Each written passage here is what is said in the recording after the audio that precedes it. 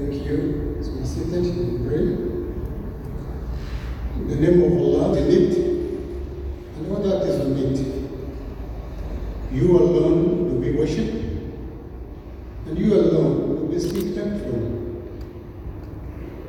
O our Creator, guide us in whatever we are going to deliberate in the better part of today.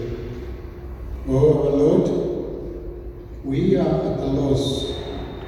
We have disobeyed your laws. We have gone astray. Give us back the right path. O our Lord, the world is in asunder. Give us directions. Give us proper guidance. The people of Kenya and the world needs you than ever before. We are going wrong. We have destroyed ourselves. We have destroyed our environment. We have destroyed our inhabitants. And we have destroyed our habitats. O our Lord, forgive us. Give us wisdom to correct ourselves as we deliberate today what we think is the best for this nation and the rest of the world. In your most favored name, we beseech you. Amen.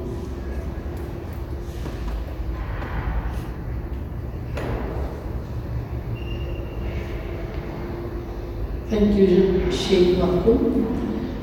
I now call on Sister Jyotsna to offer Brahma Kumari's prayers.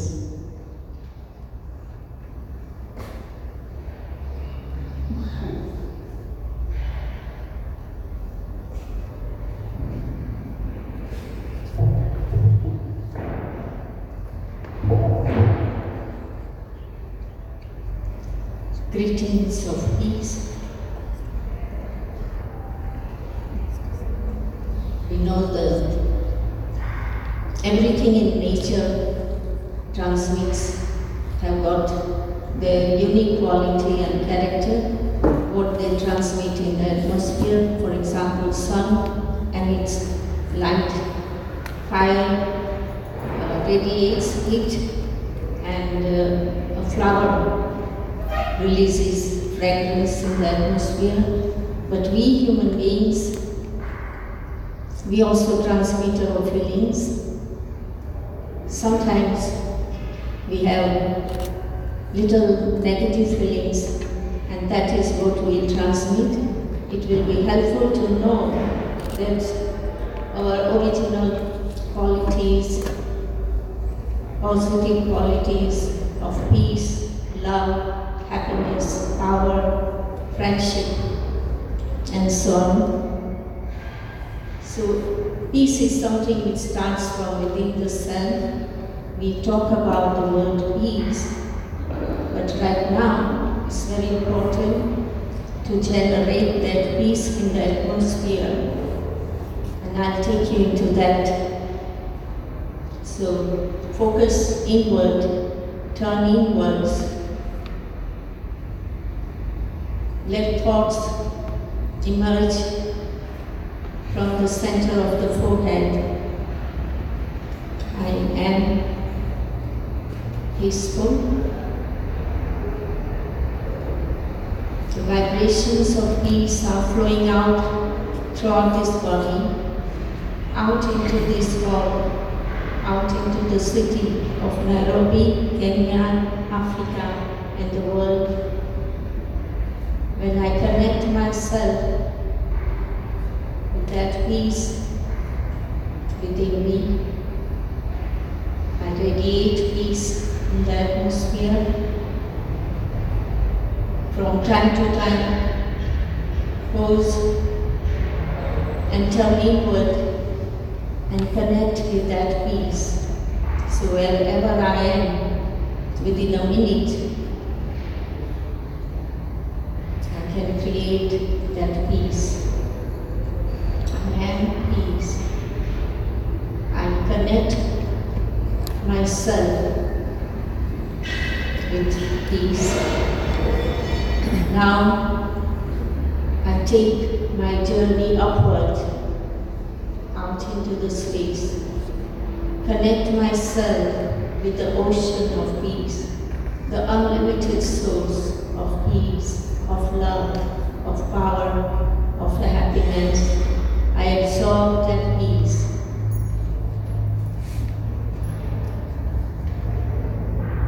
I radiate peace out into the world, to the elements, to the souls, to the nature, the animal kingdom.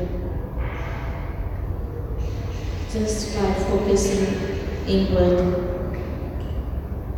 you can create this atmosphere of peace, which is very much needed in not only Kenya, Africa, but the world. This is make all beings be peaceful. Make all beings experience harmony. May all beings experience true and pure love. May all beings find truth.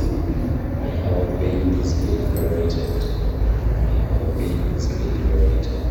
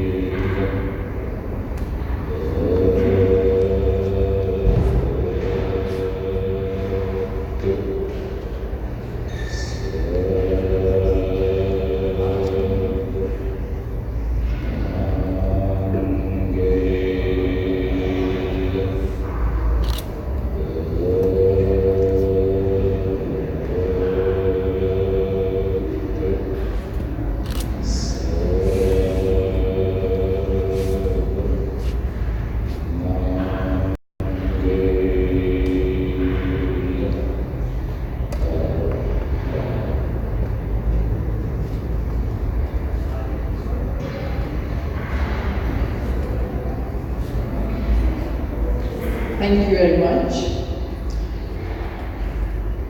We have golden rule, which says, treat others the way you want to be treated. I think all of you have copied your seats. And I now call upon Musikelu to come and read this. That is because there are so many other religions, they are not present here. We want to include them in our prayers and for this day. Mr.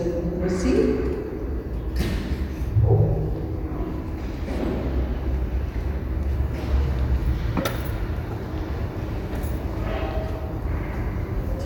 Good morning, dear brothers and sisters.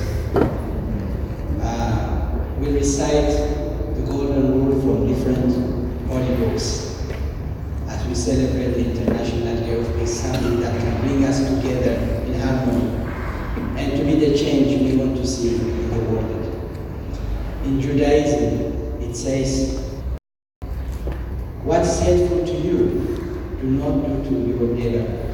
This is the whole Torah. All the rest is commentary. In Islam, it says, not one of you truly believes until you wish for others what you wish for yourself. In Christianity, it says, in everything do to others as you would have them do to you, for this is the law and the prophet. In Sikhism, it says, I am a stranger to no one, and no one is a stranger to me. Indeed, I am a friend to all.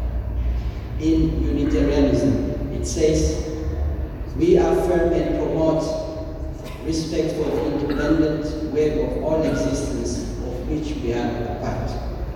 Taoism, regard your neighbor gains as your own gain, and your neighbor loss as your own loss.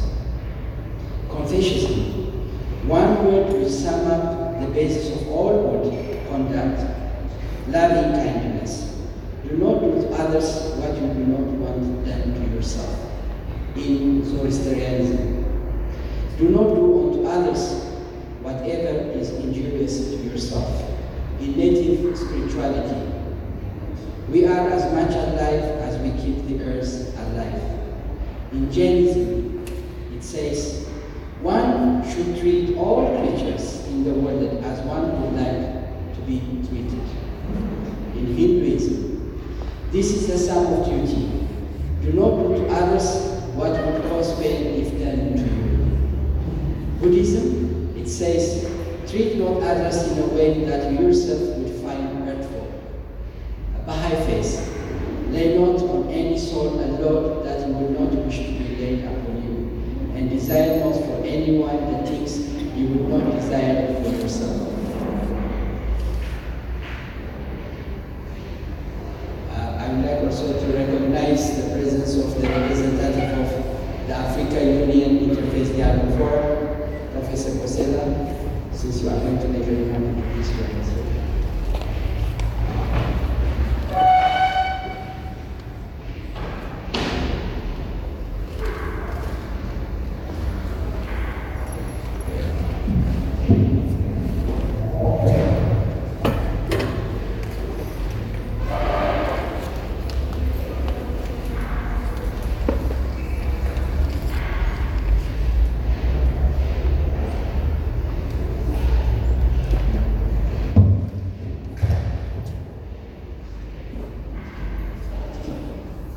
Thank you everyone who offered the prayers. Prayers are very important, and to keep us united, we have to pray together. Thank you everyone.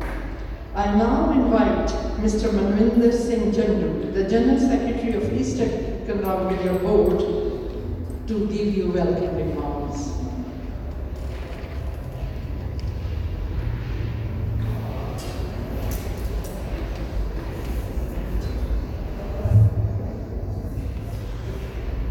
Thank you very much, Mrs. Ratan Kauchana. The guest of honor, Your Excellency, Dr. Reverend Samuel Kobia, the advisor to His Excellency, the President of Kenya on Cohesion, Peace and Conflict Resolution, Dr. Iyad Abumogli, Principal Advisor, Strategic Engagement with Faith-Based Organizations with the United Nations. He's going to be our keynote speaker today. Ambassador Musi Helu, Director of United Religion Initiative Africa, Mr. Jaswinder Singh Virdi, President of the East African Rambaglia Board, Mrs. Ratan Kauchana from the URI Africa, leaders from all religious organizations, chairmen and representatives from various institutions, ladies and gentlemen, all protocols observed. On behalf of East African Rambaglia Board, it is indeed my pleasure and privilege to welcome you all to the Sikh temple here in Bangani today for this very, very important gathering to celebrate the International Day of Peace. We've all heard the message from the various religions, and they all give us the same message, which is to live together and to live in harmony and peace. The Sikhs this year are celebrating 550th birth anniversary of the founder of the Sikh religion, Sri Guru Nanak Dev Ji. It is indeed a very, very big occasion for us to celebrate the birth of our founder and the founder of our religion, which spread the message of one God, which means one people. So we all may come from different faiths, but we are still one, and we should live as one and promote peace in this universe. Guru Nanak Dev Ji, in his message to all the Sikhs, was to follow three main principles. In my language, it's Naam Japo, which means recital the name of God. One Keshapo, share with everybody, and Kirt Karo, work hard and earn an honest living, and share from your honest earnings. On these principles, the Sikh faith has grown from strength to strength. By and large, the Sikhs are very, very peaceful people, and we promote peace wherever we go. We believe a lot in our daily prayers, and also we have our Akhand Path, which is a continuous recital of our holy book, the Guru Granth Sahib. As a matter of fact, where we are present today, for the last 3 weeks and ongoing right through to 12th of November, when we are going to celebrate the birthday of our founder and our Guru, we have a Akhand Path Sahib, which is being carried out continuously in the hall, which is just upstairs here. And I would request everyone, only requirement is to remove your shoes and cover your head, and everyone is welcome to join us in the prayer ceremony which is going on. Coming to the environment, our leader Guru Nanak Dev Ji was one of the biggest promoters of environment. He told us that if we maintain the environment, we have a future. The Sikhs globally are carrying out a massive campaign of tree planting. And this campaign is not only going to happen or happening in Kenya, it's happening all over the world. In the UK, in America, in India, there's a very, very big campaign. In Malaysia, in Seoul, in China, all over the world. So we are very good supporters of maintaining the environment as well.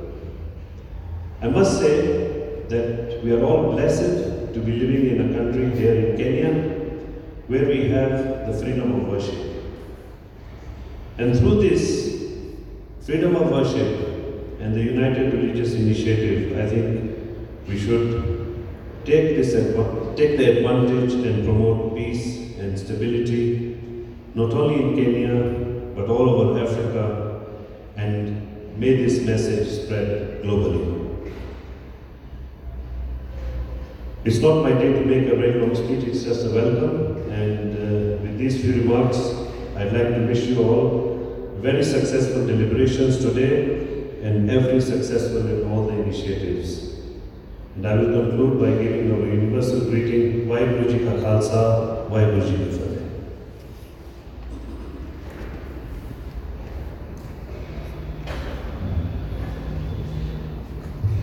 Thank you very much, Manvinder Singh, for those welcoming remarks and welcoming all the guests here. Many of you might have come for the first time in this temple, so you're all welcome for this program. I now call upon Ambassador Musi Halo to give you welcome remarks from United Religions Initiative. Mr. Musi.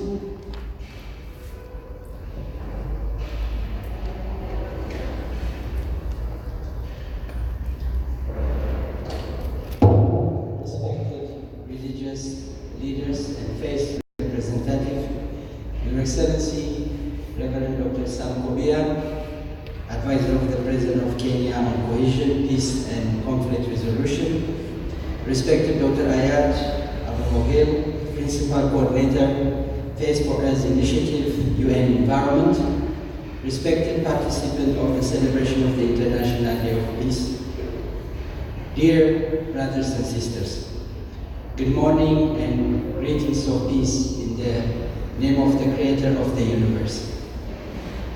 On behalf of United Religion Initiative Africa and all the organizers of the event, I want to welcome you to the celebration of the International Day of Peace. URI is an international grassroots interfaith organization with consultative status at the United Nations with Economic and Social Council. URI here in Africa has 206 member organizations from 32 African countries, and it has an MOU and working very closely with the African Union and help also with the African Union to revive the African Union Interfaith Dialogue Forum, which you will hear later from Professor. All over the world we have 1,000 member organizations in 110 countries. Its mission and vision is to promote enduring a daily interfaith cooperation, to end religiously motivated violence, and to build a culture of peace justice, and healing for the earth and all living beings. At the outset, I want to express our appreciation and gratitude to our chief guest, His Excellency Reverend Dr. Sam Kobia, and keynote speaker, Dr. Ayad Amogil, and also the host of this event. Dear brothers and sisters, as we join our brothers and sisters worldwide of all race, language and culture, belief and affiliation to observe the International Day of Peace, I want to extend the condolence of United Religion Initiative to the Liberian people and the government over a school fire on Wednesday that claimed the life of around 27 students. We are deeply saddened to hear that many students lost their lives in a fire that took place at a boarding school of Muslim students at Gainesville, Liberia. We wish God's mercy upon those who lost their lives. Convey our condolence to the families of the victims and to the people and government of Liberia, and wish speed recovery to the wounded. As we also reflect this year's theme of International Day of Peace, this climate action for peace, let us also remember the more than 843 people killed by the storm and the subsequent flooding across flat rural area in Mozambique, Zimbabwe, and Malawi. Can we observe a moment of silence in honor of the student who died due to the fire in Liberia and due to the storm in Mozambique, Zimbabwe, and Malawi? And also let us also remember all those innocent people who lost their precious life due to political instability, ethnicity conflict, violent extremism, and xenophobia in different parts of the world. Can we observe a moment of silence? Can we all stand please?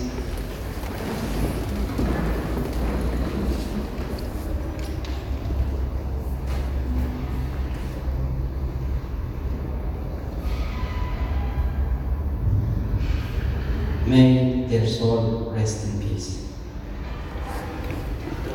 Thank you. Dear brothers and sisters, each year the International Day of Peace, as indicated by Ms. Chana, is observed around the world on September 21st. The General Assembly has declared this as a day devoted to strengthen the ideals of peace, both within and among all nations and peoples.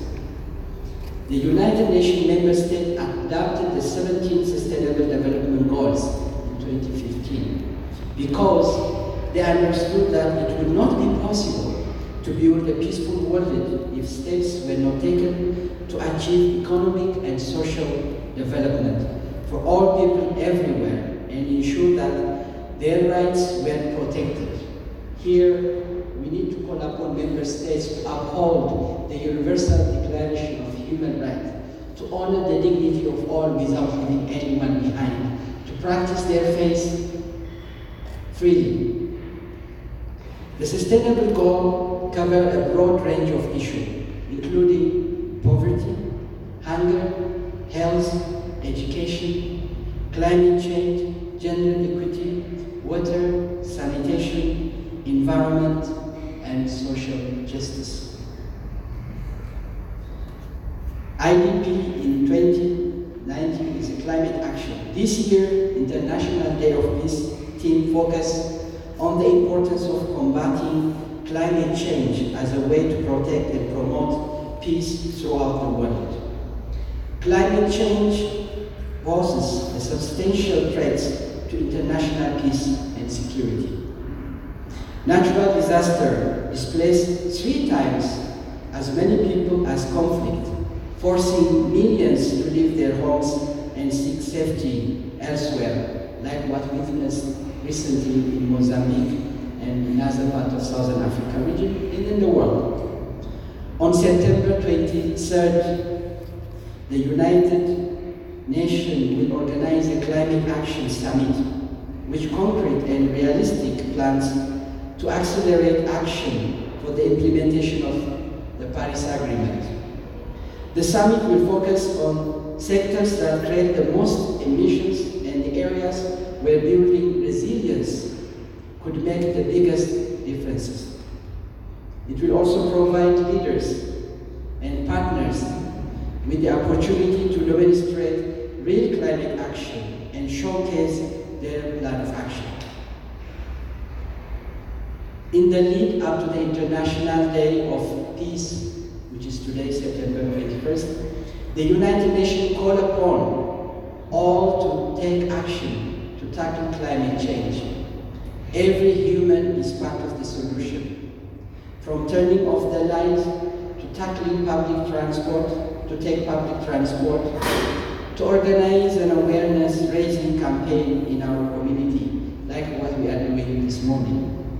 With this in mind, dear brothers and sisters, and recognizing the fact that climate change is now affecting every country, on every continent, and it's disrupting national economy and affecting lives, costing people, communities, and countries dearly today and even more tomorrow. And being mindful that weather problems are changing, sea levels are rising, weather events are becoming more extreme, and greenhouse gas emissions are now at their highest level in history. Recognizing that without action, the world's average surface temperature is likely to surpass 3 degrees centigrade this century, and the poorest and most vulnerable people will be affected the most.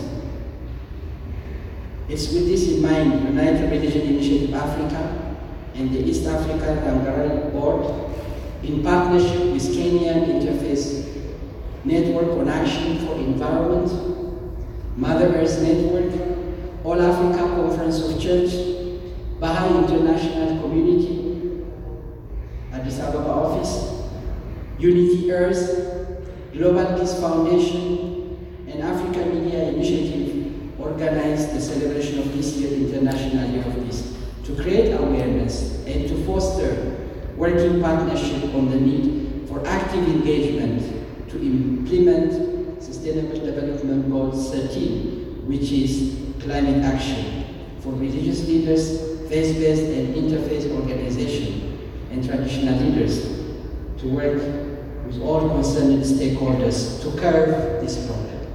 Sustainable Development Goal 13, climate action, is a call for immediate action by all to lower greenhouse emissions, build resilience, and improve education on climate change. Today also, we organize the commemoration of the 550th birthday of Guru Nanak in India. Dear sisters and brothers, as we reflect and celebrate together the International Day of Peace, I would like to highlight and emphasize one very simple and yet profound action that will help us from killing each other to peaceful coexistence, from holding grudge to forgiveness, from unnecessary competition to cooperation for the good of all. And that is the teaching of the Golden Rule, which we recited from the different holy books. This principle belongs to all humanity, and it's a guiding principle that will help us as we are living in this global village. Our well-being increasingly depends on how well we interact and live together with others based on the teaching of this Golden Rule. Promoting the Golden Rule is a roadmap to build peaceful coexistence, social cohesion, harmony, human dignity, and secure a better future for this generation and generation yet to come. The Golden Rule will help us above anything to honor, respect, and amplify the human dignity that we all are created in the image of the divine. Therefore, no one has any right whatsoever to destroy or humiliate others. Among the many reasons I'm referring to the Golden Rule as a roadmap for peaceful coexistence, just to mention some, because it calls us to extend our concern beyond ourselves and to embrace greater understanding and respect for others and nature. It's the pathway for peaceful coexistence. It is affirmed in many religions, traditions, indigenous cultures, and secular philosophy as a fundamental principle of life and the foundation on which a global ethic is founded. It is the best way to counter violent extremism and radicalization, and it helps us to recognize pluralism and respect of diversity. Finally, on this occasion of the celebration of the International Day of Peace, it's my great honor and privilege to announce this year Africa Peace Award of United Religion Initiative. Since 2017, United Religion Initiative Africa presents its award to those individuals, to those organizations that are walking and talking on the ground. And with this, we've been presenting since 2017, and today it's my great honor and privilege to announce this year Africa Peace Award will be presented to the Golden Women Vision from North Uganda in recognition and acknowledgement of the work of the organization in empowering women who are the victim of North Uganda affected by the Lord Resistance Army, and for promoting a culture of peace, hope, dignity for the women who survived the tragedy of war. It's one thing to talk about peace in a peaceful environment. It's completely different for those who suffer, raped, abducted at a very young age, and yet they stood firm and said, we are here to forgive, to rebuild and open a new chapter of peaceful coexistence. They set a good example for us. I just came from Gulu, the north part of Uganda, saw them what they are doing in a rural place where they don't have a platform, their voice to be heard. EARB being a bridge building organization to bring the voice of the voiceless to the policymakers in recognizing grassroots, outstanding peace makers like the Golden Women Vision of Uganda. We amplify them, and they set a good example for many others unsung heroes. Golden Women Vision works to improve the social and economic status of the people left vulnerable from the insurgency. Even after the conflict ended, the terror continued for many victims. Women were left battered and lost, some without limbs or living with bullets wound. As you know, for the last 30 years, the Lord Resistance Army, led by Joseph Kony, has been terrorizing the north part of Uganda, and murdering its people. It is estimated that LRA has abducted more than 67,000 adolescents to use as a child soldier, sex slaves, and porters. But organizations like Golden Women Vision are giving hope back to citizens of Uganda. Finally, I would like to say, let us be the change we want to see in the world by living according to the Golden Rule, which says, treat others and the planet Earth the way you want to be treated. May peace prevail in our mind, in our heart, in our family, in our community, in our respective country, and throughout the world. May peace prevail on earth. May the Creator of the universe help us to walk the talk. Thank you, and God bless you.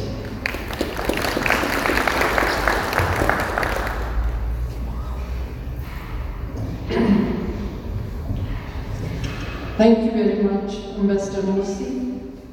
Ambassador Musi is the Regional Director of EARB Africa and representative of EARB to United Nations and African Union.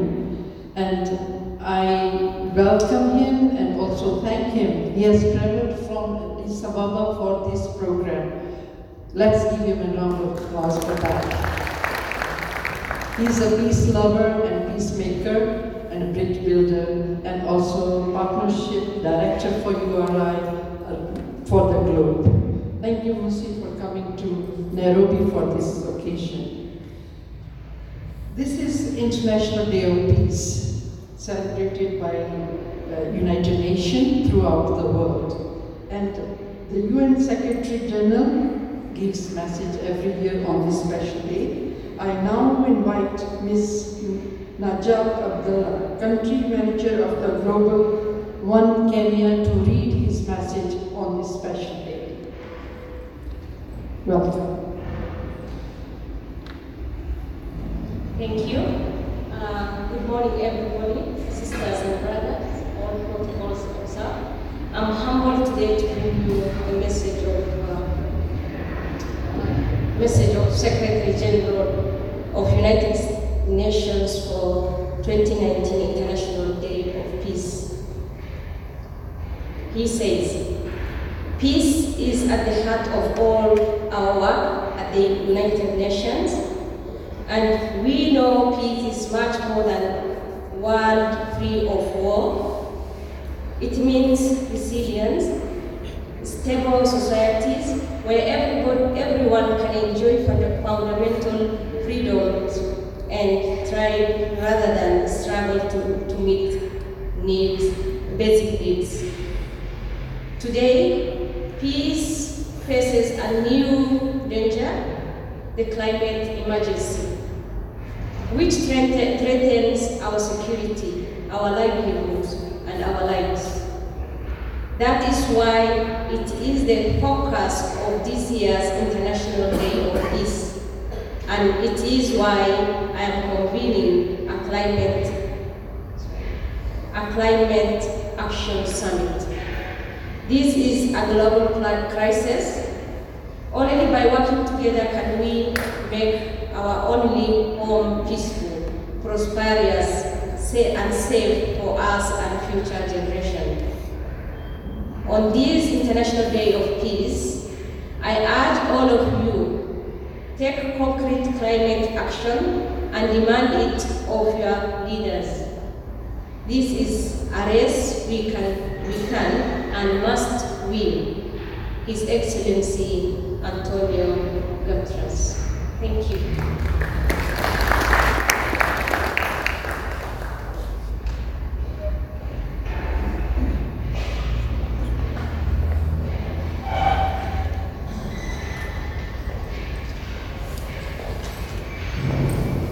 Thank you, Ms. Najat, to read the message of the Secretary of the United Nations. I now call upon Professor Bosela, member of the Steering Committee of the Africa and African Union Dialogue Forum, to give his remarks. Professor Bosela, let's welcome him. Put your hands together, please.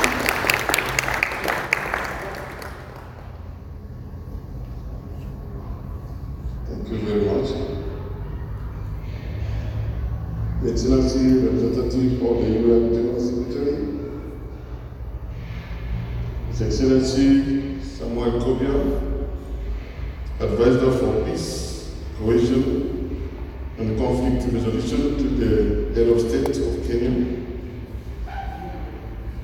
Ambassador Musi, URL Regional Director, distinguished dignitaries, honorable religious leaders, ladies and gentlemen, all protocol observed. Allow me on behalf of the AU Interfaith Dialogue Forum to remind us this morning on the fact that next to family, religion is the second oldest institution which governs the social as well personal behavior of people. Religion is also the strongest force to maintain peace and well-being of the society.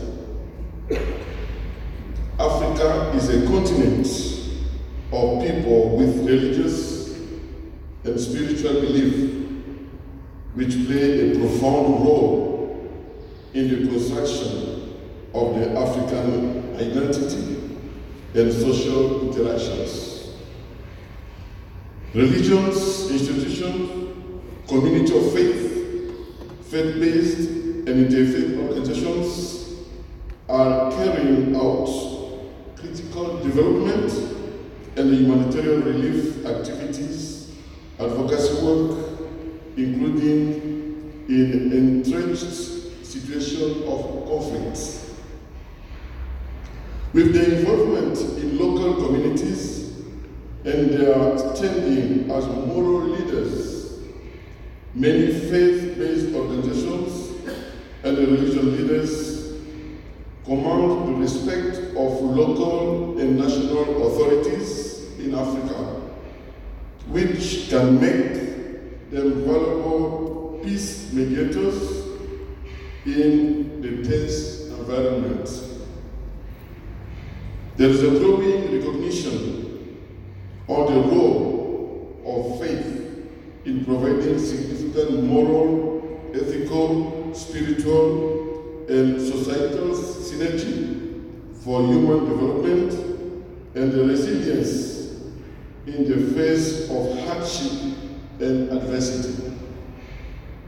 Faith-based organizations and the religious leaders have a paramount role also to play in reproductive health, fighting harmful practices, preserving the well-being of family, conflict prevention, addressing the issue of HIV/AIDS, hate speech, radicalization of the youth, violent extremism, and promoting peaceful coexistence, and promoting also human dignity, building trust among followers and different religious, culture, and ethnicity groups in Africa.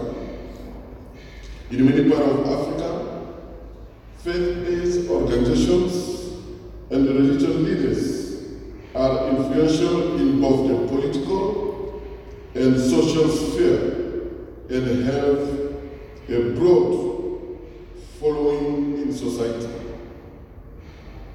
Their presence in local communities, coupled with their capacity to deliver critical services, allow them to mobilize grassroots support, earn the trust of vulnerable groups, and influence cultural norms, all of which make them vital stakeholders for African Union. The scope of conflict in Africa contributes a major impediment to the socio-economic development of the continent, and there is a strong need to promote peace, security, and stability as a prerequisite for the implementation of Agenda 2063 and integration agenda, and faith-based organizations and also religious leaders in Africa have a pivotal role to play on this endeavor as well. It is with this context in mind, and as well as recognizing the strong need in Africa to promote inter-religious constructive dialogue, to build understanding, trust, and to avoid wrong image of others, and to overcome the fear of the unknown, that the Commission of African Union, through the Citizen Directorate, CIDO, established the AU Interfaith Dialogue Forum to mobilize faith-based interfaith organizations and the religious leaders in Africa to discuss ways of promoting religious tolerance and peaceful cohabitation, and also to harness faith-based organizations to contribute to the work of the African Union. The African Union Interfaith Dialogue Forum supports the overarching goal of enhancing partnership between the interreligious and the faith community and the AU in area of peace, security, and development on the continent. After 2 years of establishment, the African Union Interfaith Dialogue Forum convened for the 3rd time in N'Djamena, Chad, from November 13 to 15, a gathering. It was titled Faith in Action, the role of religious leaders in advancing peace, inclusiveness, and development in Africa communities. The forum was attended by more than 50 representatives from 34 African countries. It was hosted by the African Union Commission under the auspice of Chair Musa Faki Mohammed and in partnership with the International Dialogue Center, KAICID. The event was considered an important part of the Chad process for peace. The head of African Union Civil Society Development Division, CIDO, the Ambassador Jalel, emphasized the importance of overcoming religious and political barriers to reach common goals. A functional alliance between policymakers and religious leaders is needed now more than ever before to preserve values of respect, plurality, religious intolerance, and peaceful coexistence. Today, as we celebrate International Day of Peace under the theme Climate Action for Peace, on behalf of the AU Interfaith Dialogue Forum Steering Committee, I wish to all and to each one of you happy International Day of Peace. May peace prevail on earth. I thank you.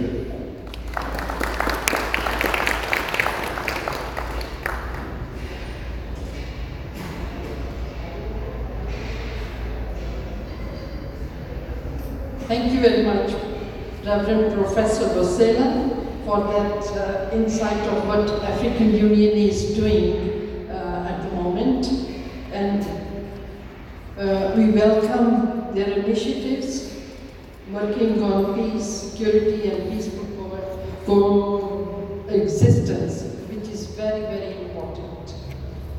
Now, I have privilege and honor to invite our guest of honor, His Excellency Reverend Dr. Samuel Kobia, Advisor of the President on Cohesion, Peace and Conflict Resolution.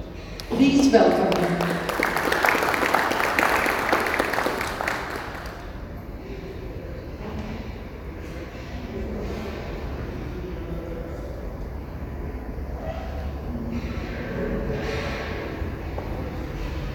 How good and wonderful it is when brothers and sisters live together in peace and harmony.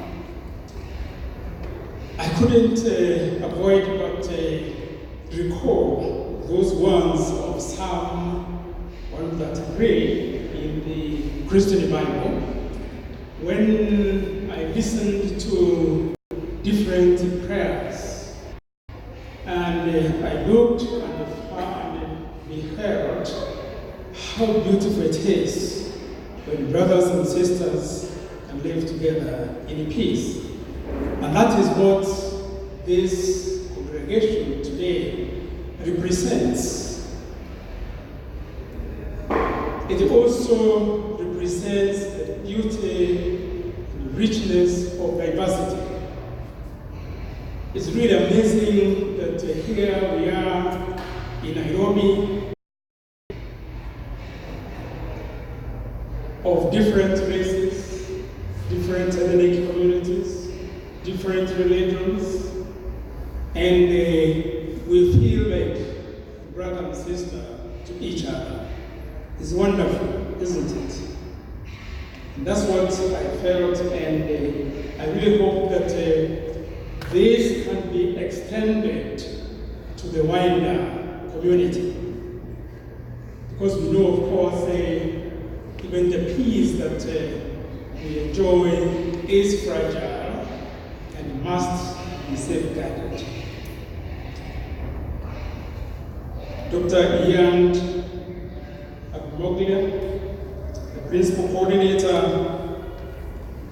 Faith for Earth Initiative of the United Nations, Ambassador Mose Hailo, Regional Director of EARB, Professor Basile Yale, representative of the Steering Committee of the African Union Dialogue, Ms. Janet Abdullah, the Country Manager of Global One Kenya, Your Excellencies, the representatives of different religions present, brothers and sisters, good morning. Peace be with you. I would like us to share a greeting of peace with your neighbor. Just greet and say, peace be with you.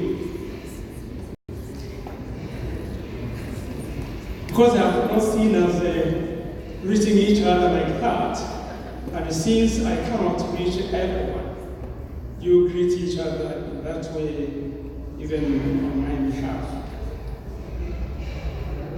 I want to thank the Sikh community for hosting this August meeting today, and what a wonderful host are you really. We feel the hospitality already in this very peaceful atmosphere. I want to thank the organizers of this event because they really have done a wonderful job. It's not easy when you are able to bring such a diverse congregation like this. Let me also congratulate the Sikh community on the 550th birthday of the founder of your religion. Best wishes and blessings as you mark this great moment in the calendar and in your religion. Where I grew up in Meru, we had a small Sikh community. Some of them are still there, but not in the village where I grew up, because they became so much part of us. They spoke Meru even sometimes better than I did. But then when time came for the Indian communities to be asked to leave the villages and go to the towns, they went to Meru town. But still we have others who have left them. So I have had this experience where I went to school with them and they became very much part of us. So it's wonderful to be hosted in your community here. When we were driving to come to this place, I drove from the Riverside Drive into Oyakwe and then moved on to Wangari Maathai Road. Of course, Professor Wangari Maathai, the Nobel Peace Laureate, and the iconic environmentalist, as we know, implored on us to consider our relationship with the earth, not as the owners of the earth, but as having borrowed the earth from our grandchildren. That's a wonderful concept, that we don't own the earth. We have borrowed it from our grandchildren. And so when you borrow something, you become a steward of it. And you have to account for what you have done with it. That is what it means for us to relate to the earth. We are stewards, not owners. So what a responsibility, and what account shall we give when time comes for us to leave this world, and particularly as a people of faith. As we join the rest of the world community in celebrating the International Day of Peace under the theme Climate Action for Peace, we as religious leaders and members should approach climate change mitigation as a matter of faith.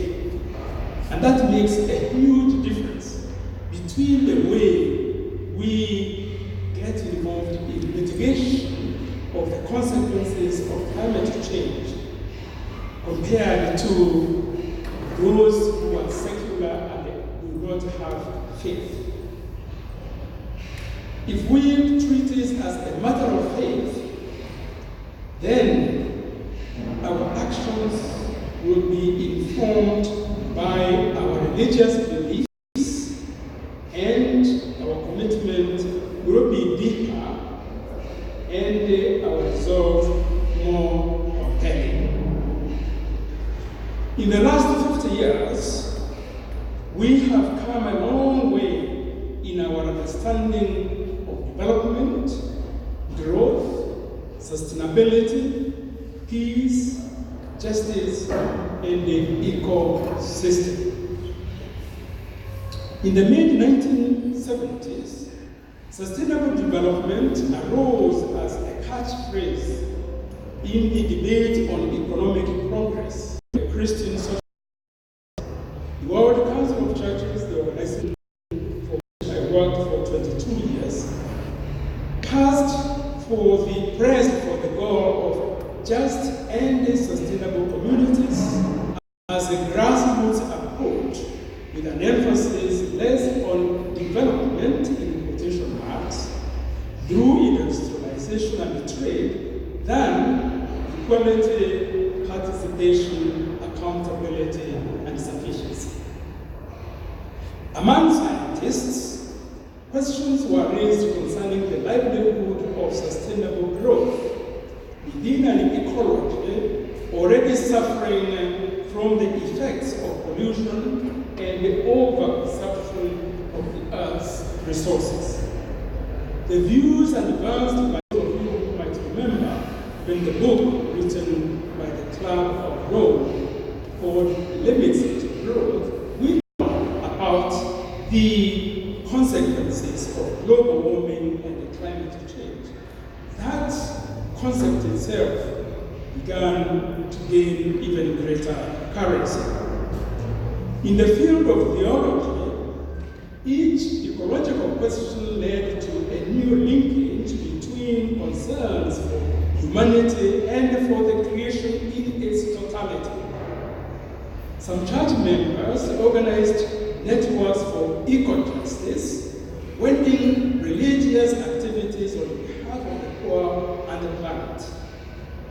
More and more, the narrative of justice, peace, and integrity of creation became integral to faith-based programs.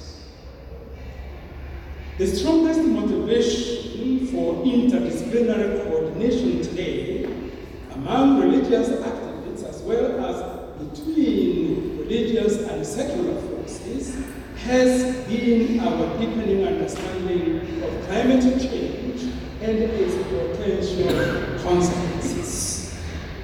This is the greatest challenge to traditional philosophies of growth and development, market theories, and pattern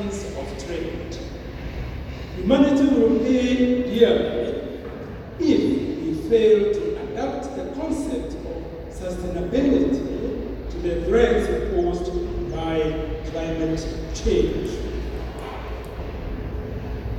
The spiritual dimension as a way to peace and harmony requires the essence of that which we carry from to the other, our faith or our commitment, our tradition, our teachings of values and charity, a disciplined and pure mind of love and compassion, goodwill and tolerance, our discipline or discipleship.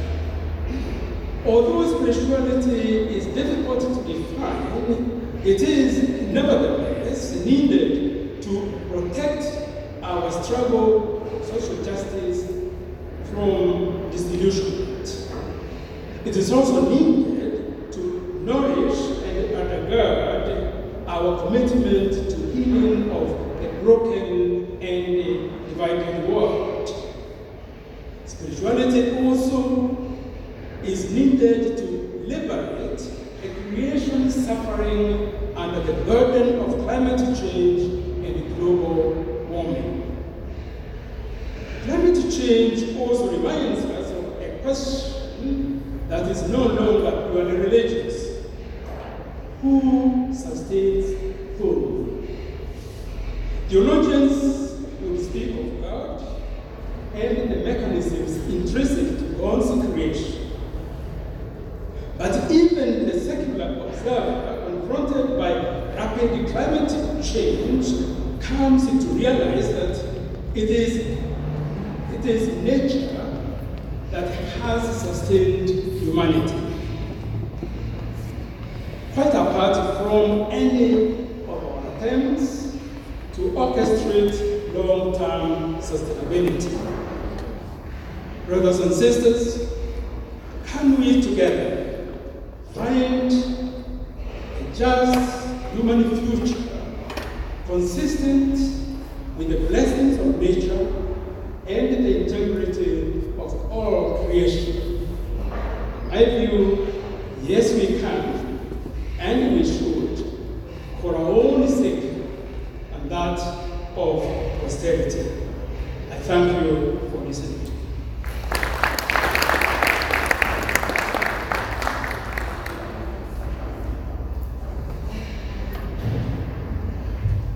Thank you very much for that beautiful message, Reverend Dr. Samuel Gobia. Yes, it is our duty to look after the Mother Earth and take care of the climate change. It's an urgent call for all of us. We cannot ignore. We are sleeping very nicely in our comfort zones, but we have to be careful what's coming for our next generations and generations to come.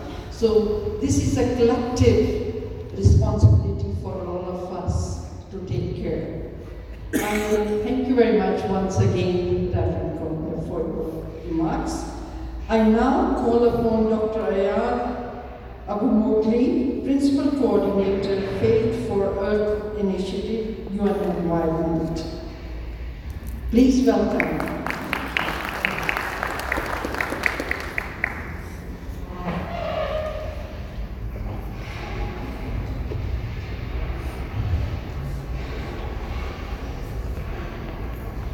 Your Excellency, Reverend Dr. Samuel Gobia, Advisor to the President of Kenya, Your Excellency, Reverend Professor Rosella Yele, Member of the Steering Committee of the African Union, Your Excellency, Ambassador Musi Hello, the Regional Director of the United Religions Initiative, dear faith leaders, sisters, brothers, friends, Assalamu alaikum.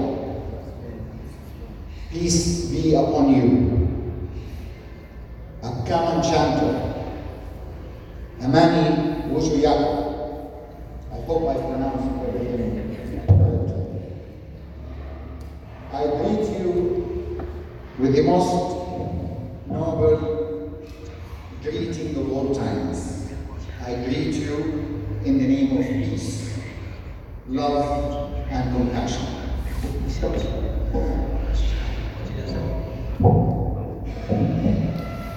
Brothers and sisters, the word peace appeared 429 times in the Bible, according to King James Version.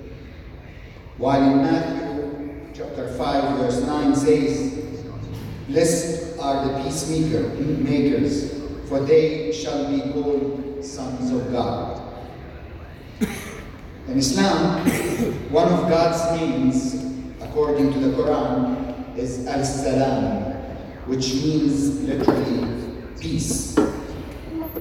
Also in Quran it says, "And peace it is until the breaking of the dawn. Salamun hiya hatta matla al-fajr." This is identifying the night of revelation with peace. And also it says that the virtuous admitted to paradise are greeted by the angels with the saying, "Enter in peace, udkhuluha bisalamin aminin."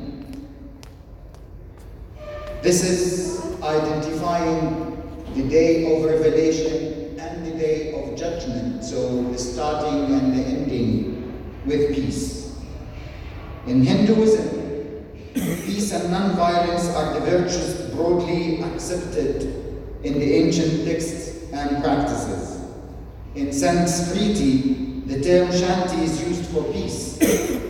The words literally means peaceful, non-violent, calm, and undisturbed. The teaching of Guru Nanak provide the basic understanding of love and compassion, universal brotherhood, and equality. These are all the basic principles of peace.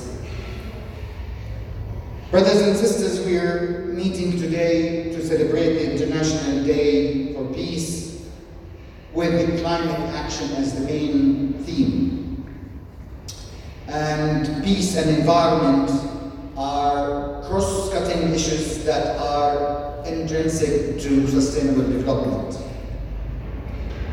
And while natural resources are vital to achieving sustainable development, they are also increasingly acting as drivers for fragility, conflict, and violence. The growing demand for natural resources, together with environmental degradation and climate change, which we have been the main cause for its occurrence, all of this have led to increased conflicts between countries and communities over resources, access, and ownership. Last month at the Security Council, world leaders met to discuss the emerging threats to peace and security. 83 countries out of 194 countries, members of the United Nations, agreed that the greatest imminent dangers to humanity could be triggered by climate change, not by nuclear war, nor by terrorism or conflicts in the Middle East, Asia, and Africa. So climate change has been identified as the major threat to humanity. Climate change affects peace and security in indirect but serious ways. Climate change migration, which was mentioned by my friends, could be one of the most challenging issues humanity will have to deal with, not in the future, but now. The threat of sea level rise caused by climate change could result in a new category of environmental refugees. We have been seeing a lot of this in the near past. People fleeing from their sinking homelands to neighboring countries. Scarcity of water resources, triggered primarily by climate change, is also responsible for current and past water conflicts and marine disputes, including confrontations between Israel and Jordan, India and Pakistan, Egypt and Ethiopia, Palestine and Israel, as well as in Bolivia, Peru, and in Chile. Water in abundance may lead to devastating floods, while water scarcity leads to droughts, both of which have significant political, social, environmental, and economical implications. Water, if not governed effectively in a fair and equitable and inclusive manner, can act as a conflict driver. Climate change, brothers and sisters, is having a significant effect on economies, social development, and peace and security, particularly in fragile contexts where it is a threat multiplier to governance challenges. The increased frequency and occurrence and severity and magnitude of extreme weather events that we are witnessing all over the world, with no exception, one of the most immediate and visible results of climate change. This will likely continue to generate humanitarian crisis, if not tackled. The acceleration of climate change, the increased frequency of drought and flooding, the increasing variation in water flows, the growing volume of hydro generation necessary for agriculture, energy production, and human consumption are all combining to make access to natural resources a great critical and global challenge. Areas that are already struggling with challenges such as poverty, social tension, environmental degradation, and fragile political institutions, and particularly vulnerable to these challenges. Brothers and sisters, despite the complexity of the challenges, natural resources such as water are also a resource for collaboration. While the past 50 years have witnessed approximately 40 cases of acute violent water conflicts or conflicts over water resources, they have also given a rise to over 150 water treaties around the world. An integrated approach to addressing climate change is essential to fully account for social, economic, political, and security impacts at the global level. Sustainable development cannot be achieved without peace. This is why SDG 16 was designed to tackle issues of peaceful societies. Engagement of faith-based organizations and faith leaders can be a tool for addressing water, peace, and security challenges. This can be achieved through mediations, dialogue, and working towards one global goal: to protect the creation of God and our one and only planet.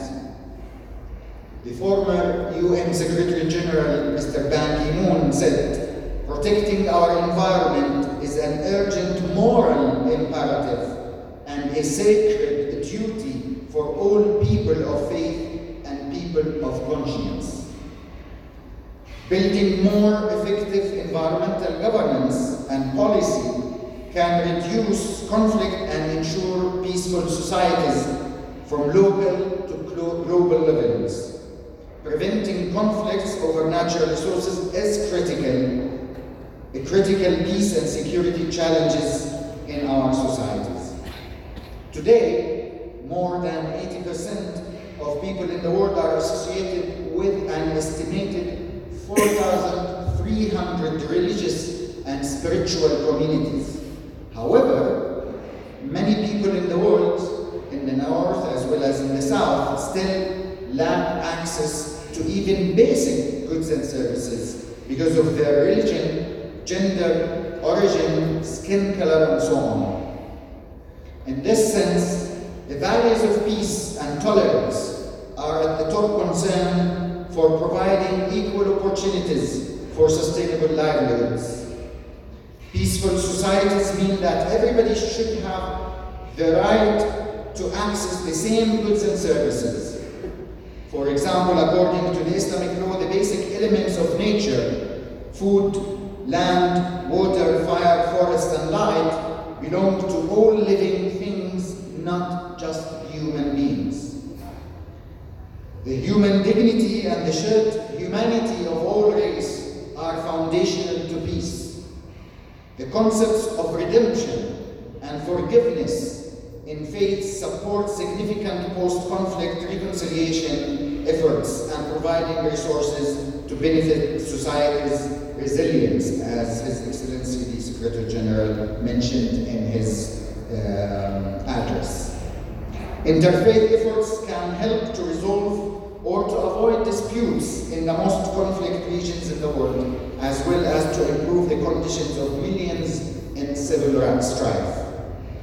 Local and international religious institutions play a significant role in sponsoring education and institutions, providing healthcare facilities, and speaking for people in poverty, all of which create conditions of hope, care, and the needy and stability environments without which peace cannot flourish.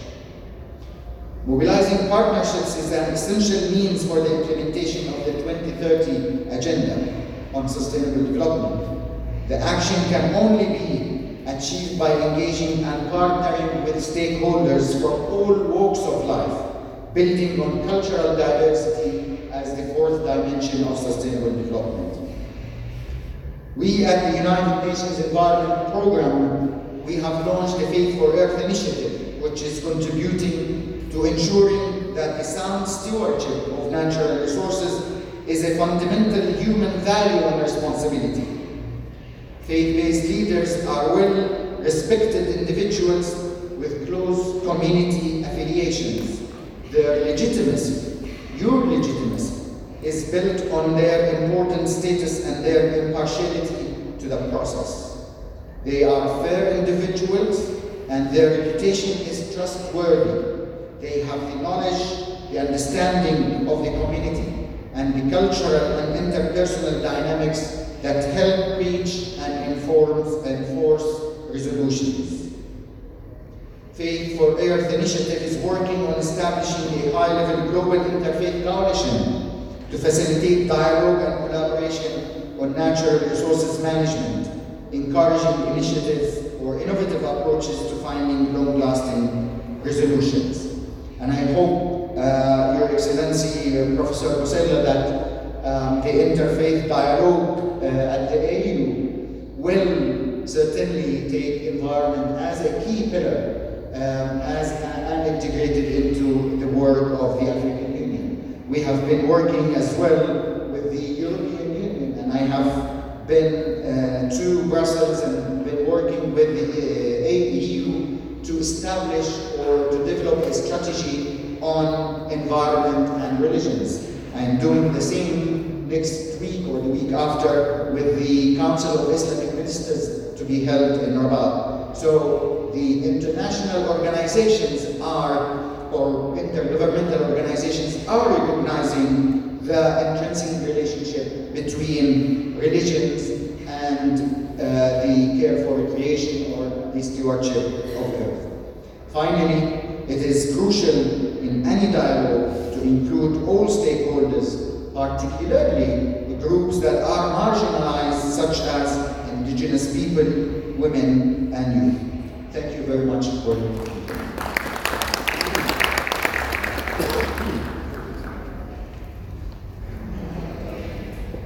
Thank you so much, Dr. EARB, for those remarks. Yes, it is our duty, as he mentioned, and the organizations around the world are working towards it, and we we have to be more vigilant, all of us. People from Melbourne to Nairobi, London to New Delhi are filling the streets around the world in global climate strike. And this year, 2019, I think the governments, political parties, and the corporations should grasp this time to act in emergency, because climate crisis and nuclear weapon are threat to our human existence. Thank you so much of all the speakers for this morning. It was really eye-opening, and thank you for your time. You have come here. This was the first part of our meeting for this morning, but the meeting will continue after the tea break. I now want to recognize the presence of the former mayor, Professor Kahara, who is here. Please welcome him. Thank you for coming. And His Worship, another mayor of Nairobi, Joe Gate, he is also coming. Thank you so much for coming to this temple for this very important function. And before we break for the tea, it is a tradition of the Sikhs to honor the speakers who come to the temple. So we'll honor them with the traditional saropas to the speakers of this morning. First of all, we'll honor Reverend Dr. Samuel Kobia, and the scarf will be given by the president of this temple, Mr. Jaswinder Singh Gill.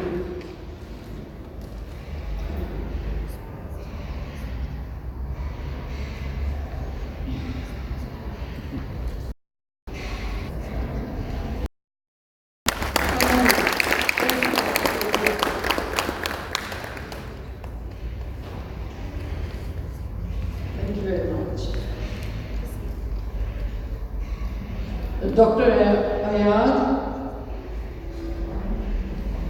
will be honored by the Vice President of this temple, Mr. Sira.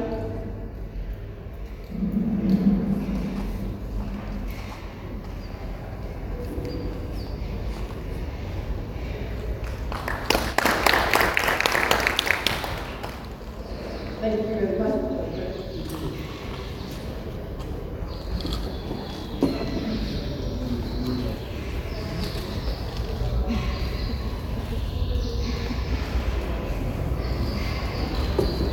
Reverend Professor Boselia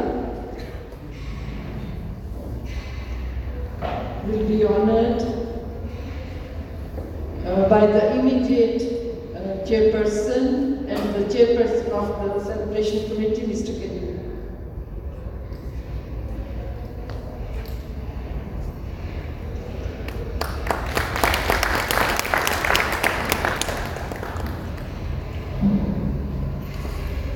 Ambassador Musi Elu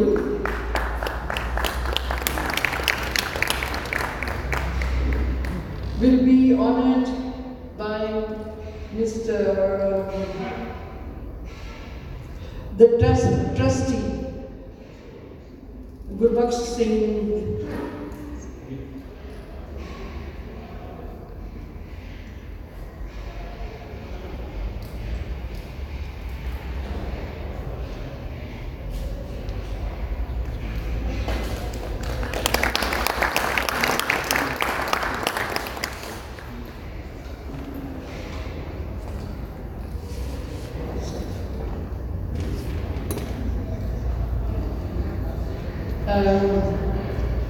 Ms. Najat Abdullah will be honored. I think I can do that. Please.